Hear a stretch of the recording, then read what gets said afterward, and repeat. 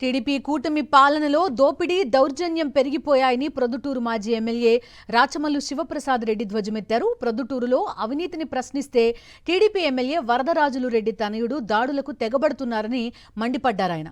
ప్రొద్దుటూరు నుంచి ఇచ్చాపురం వరకు దోపిడీ జరుగుతోందని, సింగిల్ టెండర్లతో రోడ్లు నాసిరకంగా వేస్తున్నారని ఆయన ఆరోపించారు.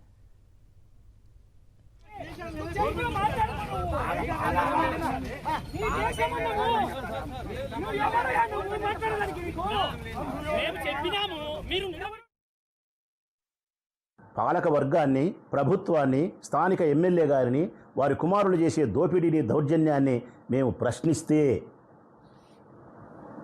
అత్యంత సంస్కారయుతంగా, అత్యంత ప్రజాస్వామ్యబద్ధంగా మేము ప్రశ్నిస్తే దాడులకు దిగబడతారా మా మీద?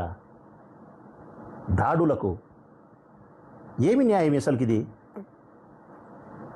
పొట్టిపాడు రోడ్లో మీరు రోడ్డు వేసినారు, నెల రోజులు కాలే, అత్యంత నాసిరకంగా వేసినారని చెప్పి మేము విమర్శించినాము.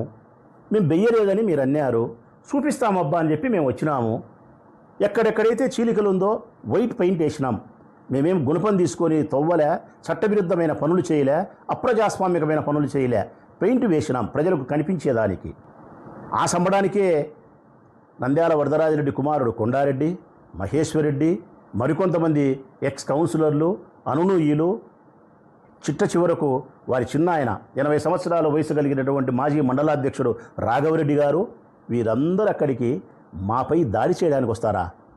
గడిచిన ఈ 2 సంవత్సరాల వారి పాలనలో ప్రొద్దుటూరులో మొదలుకుంటే ఇచ్చాపురం వరకు 175 నియోజకవర్గాల్లో కనిపించేది ఒకటే: దోపిడీ, దౌర్జన్యం. ఒక ప్రొద్దుటూరే కాదు, ప్రొద్దుటూరు మొదలుకుంటే ఇచ్చాపురం వరకు దోపిడీ కనిపిస్తుంది, దౌర్జన్యం కనిపిస్తుంది. మరిన్ని అప్డేట్స్ కోసం ఛానల్ను సబ్స్క్రైబ్ చేయండి. నోటిఫికేషన్స్ కోసం బెల్ ఐకాన్ పై క్లిక్ చేయండి.